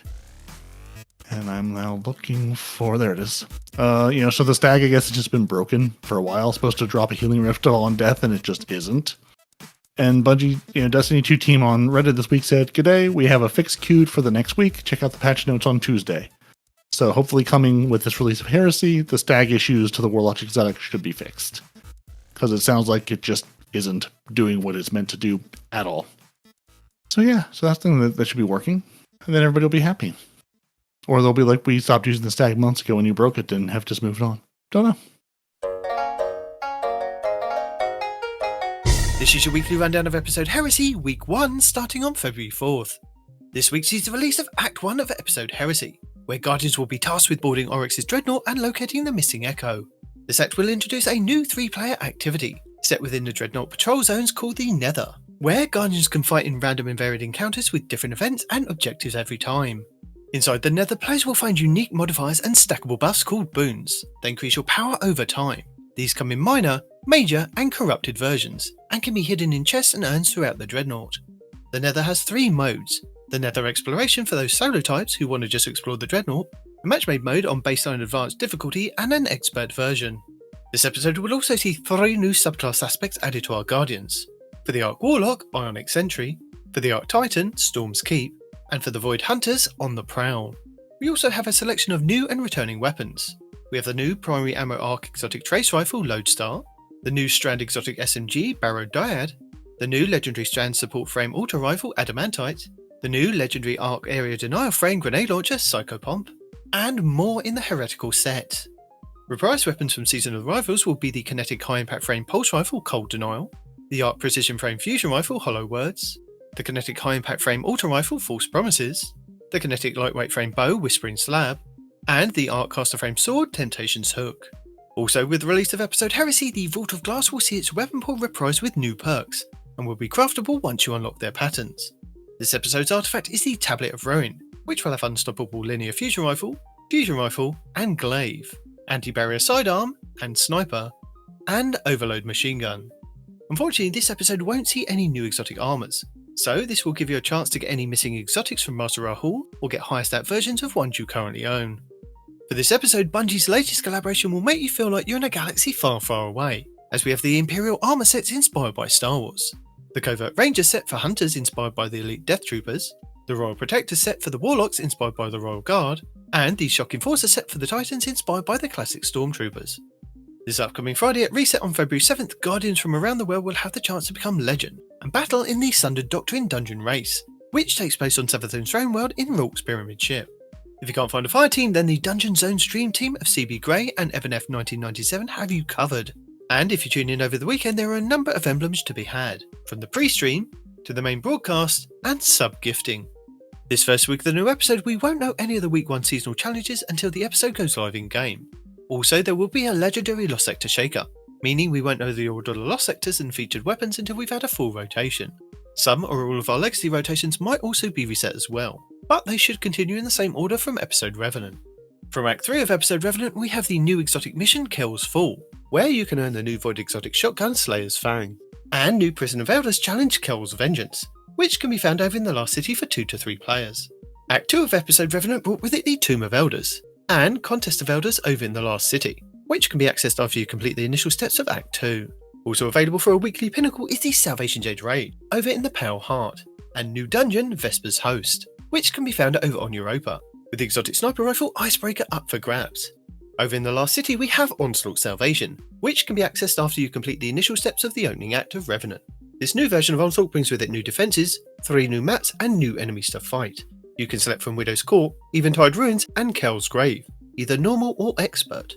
Also, the original Onslaught has been updated to include some of the new additions. Located in the Vanguard playlist, the featured Onslaught map this week will be Mothyaards, with a Fallen War Priest kicking off the boss rotation. In the Last City on the Helm, the exotic mission Encore is still available, with 2 difficulty options, normal and expert. Also, from Episode Echoes, we have the 3 new battleground activities, Delve, Conduit and Core, with Enigma Protocol and Breach Executable. The expert battlegrounds will start this week's rotation with Core. The Dreaming City this week is at a medium curse level, which means Petrovenge can be found in the Devillian Mist and has the Oracle Engine mission for the next week. The Blindwell features Hive enemies and the Plague Kragar. The Ascendant challenge will be the Chimera Garrison over in the Chamber of Starlight Lost Sector. On the Moon, the weekly story mission is a Mysterious Disturbance. The Trove Guardian is located in the Anchor of Light, while the Wandering Nightmare is the Fallen Council in Archer's Line. Nightmare hunts Dydron, Servitude, Tanix, Isolation, and Scolus Pride. The Altars of Sorrow start this week's rotation with the Nightmare of Zydron and the Heretic Rocket Launcher. On Europa this week, Phylax the Warrior will be the Empire Hunt, Asterian's Abyss will be the Eclipse Zone, and the Exo Challenge will be Agility. Dares of Eternity expert difficulty rounds are Taken, Cabal, and Zydron. The Scatterhorn armor set and the Perfector's armor set will be available in Dares of Eternity with Weapon Set 2, Scathelock, Extraordinary Rendition, Brass Attacks, Threaded Needle, Code Duello, Imperial Needle, Far Future, Honor's Edge, Distant Terminus, Interference 6, Shepherd's Watch, and Annual Skate. The Witch Queen Weekly Story mission is The Last Chance, Altar of Reflection's Choice, and Altar of Reflection's Pact. The Wellspring activity will start the week on attack, with the Kinetic Bow, Feltar Diddle, and Borgon Hive Knight as the boss. The Lightfall Weekly mission is Downfall, the Partition mission will be Ordnance, and the Vex Incursion will be Umshire Park. In the Pale Heart, the exotic mission Dual Destiny is still available for teams of 2 Guardians, where you can farm the mission to earn as many new prismatic exotic class items as you like. The Final Shakes Cooperative Focus campaign mission this week will be Iconoclasm. The 12 Guardian Matchmade Excision mission is also available next to the race for a weekly pinnacle, with the Grandmaster version granting the Ergo Sum Catalyst and an Ascendant Shard. The Salvation Jade Raid Challenge this week is the 3rd encounter repository called Balanced Diet. The Root of Nightmares Raid Challenge this week is the 2nd encounter Scission called Crossfire. The Val the Disciple Challenge this week is the 3rd encounter The Upender called Defense is Down. The Vault of Glass Challenge this week is the 2nd encounter Oracles called The Only Oracle for You. The Deep Zone Crypt Challenge this week is the 1st encounter Crypt Security called Red Rover. And the last Swiss Challenge this week is the 5th encounter Riven called Strength of Memory. Featured Pinnacle Raid 1 will be Kingsfall over in the Legends tab, and featured Pinnacle Raid 2 will be the Garden of Salvation over on the Moon, with all challenges available for all encounters. With the exotic Scout Rifle Touch of Malice being farmable from the final boss in Kingsfall, and the exotic Trace Rifle Divinity being acquired via completing the raid puzzles in Garden. Also, the Garden of Salvation weapons are now craftable, with the red borders being farmable for the week. Plus, you can grab a quest from Hawthorne in the Tower for a guaranteed red border on a full completion. Pinnacle Dungeon 1 will be the Pit of Heresy on the Moon, and Pinnacle Dungeon 2 will be the Spire of the Watcher over on the Thronework. The exotic mission rotator will be Vox Obscura, with the Dead Messenger exotic grenade launcher being the main reward.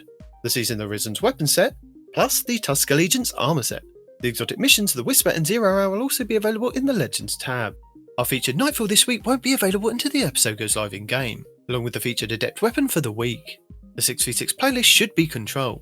The 6v6 quick play mode should be Momentum Control, with Survival in the 3v3 playlist. But there will be no Trials of Osiris at the weekend, due to the rework and featured dungeon race.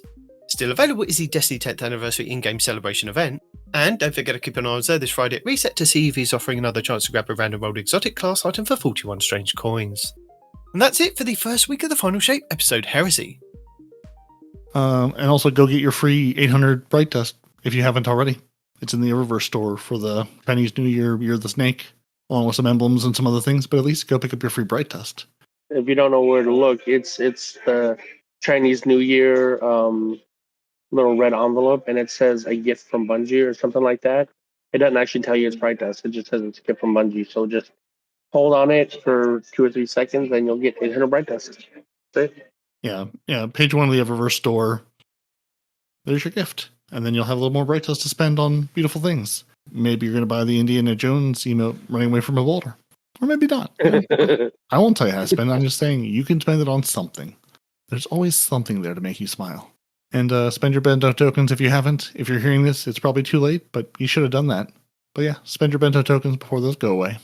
And Heresy is coming. And that's it. Do we have any videos this week, Nitedemon? Have you watched anything that's worth telling the people about? Well, Cheese Forever this week would like to remind you that there is a free emblem going free with the Chinese New Year, a Year of the Snake Universal Code, Lunar New Year. I will post that, so if you're interested in that.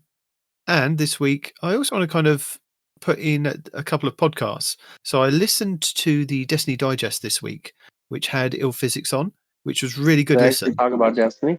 Oh, the whole way through. Absolutely 3 hours worth of Destiny Digest. Fantastic. Danfinity would not let you down. No, it was amazing. That was a really good listen. And then, as always, the Players versus Enemies had the Heresy Sandbox preview. And they were talking about some of the armor and weapon changes coming up in Heresy and what they recommend for PvE activities. So yeah, I'd like to shout them 2 out and put them in the things to listen to. Yeah, I'm glad PvE is back. I know they took a nice break over the end/beginning of the year, but I always enjoy them. Even though I'm listening to all this, and most of it goes in one ear and out the other. But I'm glad to have heard it, and because I always get something from it, even if it's things that I don't remember to act on. It's at least nice to go, oh, you guys know what you're talking about, and you're going to tell me how to do it, and that makes me happy. And Danfinity is just good people. I enjoy his Destiny Digest when it's out, especially the longer like roundtable type discussions are always interesting. Bring on the Heresy. Yeah, so nothing to watch, just many things to listen to between now and your pre-show stream, and then your Heresy, and then your dungeon run, and all the things you're doing next week, or not. I'm not going to tell you how to live. My demon will, though. He'll say, listen, go live in Destiny. That's where you need to be. You need to be a Star Wars. Yeah. Go buy your Star Wars and just live there. Why would you need anything else? Exactly. And Respawn would really like a swordament to turn our swords into lightsabers. So, Bungie, swordaments, come on. Where are they? I mean, I never said that, but I also wouldn't mind. The people are demanding, Bungie. Demanding. Just like I'm demanding that we appreciate our lovely patrons. Like Zep Orbit and Renard Calant, who cannot be threatened with a good time. The Scarlet KM and Dedicated Wham 64, our Otter Dance Troop. Our Grenade Throwers of Feral, Golden God 1562, Noble, Fire Squad 6088, and the Man Conan from Texas. And our Deacon Day 1 raid team of Gravy Jeff. We appreciate each and every one of you lovely people who have gone to patreon.com/TTH and said, we just like what you do, and we just want to hang out in your virtual presence. So thank you, everyone, for everything, every single week. And we'll be back next week with more Heresy, heretical nonsense, and just general sacrilege, probably. So thank you for joining us. Your Titans are Peroty and Nitedemon, your hunters, no one responds in real life. You can find this show wherever you get your podcasts. You should tell us your opinions at twotitansandahunter@hotmail.com. You can listen to the show on YouTube, find new episodes, weekly update videos, and play everyone's favorite game. How stressed is Nitedemon going to be when Bungie tells him one thing and then immediately does something else after he's made the video? If you like exasperated sighs, you too should follow along for all the fun. You can find the show live in its various forms on twitch.tv/no-one-responds-in-real-life. We also have twitch.tv/twotitansandahunter. Maybe we might stream, maybe we never will again. Better hit the bell to find out. And until next week, tell the people goodbye. I was going to say Resistance is futile, but that's the wrong franchise. I mean, I like it though. Especially after the big fight we had in the chat. Assert dominance. And remember, may the Force be with you. That's the one.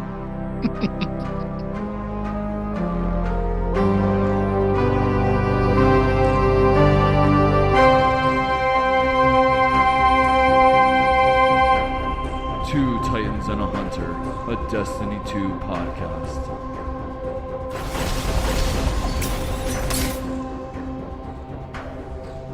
I did. So Star Trek when?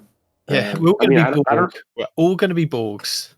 I would absolutely be Borg. Well, I mean, I don't know. Some of the Borg look pretty stupid, but I like the idea of the Borg. I would absolutely rock a Borg ship for sure.